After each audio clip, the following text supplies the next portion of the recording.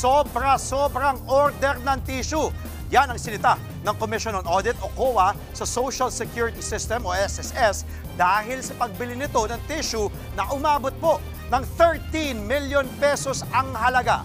Base sa 2024 annual audit ng COA, bumili ng mahigit 143,000 na rolyo ng tissue ang SSS na nagkakahalaga po ng 13.1 million pesos. Lampas daw yan sa kailangan ng ahensya para sa 2 buwang supply. Sa sobrang dami, hindi na rin daw ito nagkasya sa bodega ng SSS at kinailangan manatili sa supplier. Dagdag pa ng COA, hindi napagplanuhan ng maayos ang pagbili sa mga tissue.